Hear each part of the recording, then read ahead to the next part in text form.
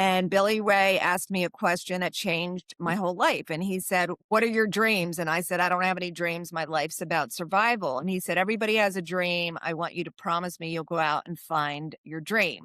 Now, Billy Ray Cyrus, back in 1992, all of a sudden, Achy Breaky Heart came out and he was like this overnight success. But he says he's not an overnight success. He was following his dream for many, many years until that happened, over 10 years.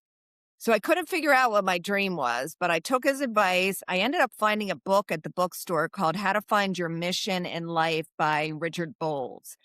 And he wrote a book called What Color's Your Parachute? It was a career placement book. A lot of people know that book, but this was a little book that he had, and it kind of fell into my hands at the bookstore. I was at Borders Bookstore. That was a long time ago. And there was a question in the book, and it said, "What do you love to do where you lose all sense of time?" And the only thing I could think of is when I was a kid, I loved to read books and write. And I thought writing's my dream because I lose sense of time. When I'm writing, 5 hours could go by. And to me, it feels like 5 minutes of time. So I started going to all these writers' conferences and taking writers' courses and reading books on writing, not really writing any books, but just kind of like learning about it. And I realized I need to be a published author.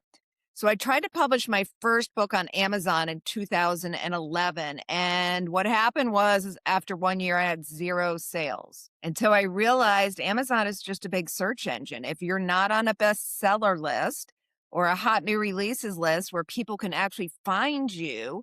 So it's sort of like Amazon leveled the playing field, and now everybody can self-publish a book, which means there's millions and millions and millions of books, right? So now the Yep. competition is really hard.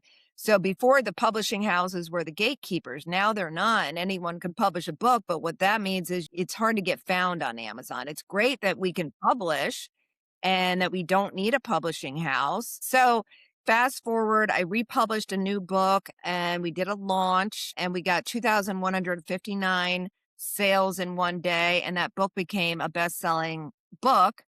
And it was also designed to sell some of my programs on the back end. So it kind of had a dual purpose. And I was like, wow, this is amazing. The book's a #1 bestseller and I'm making money on the back end from the book. So that's how the whole Bestselling Author Program started.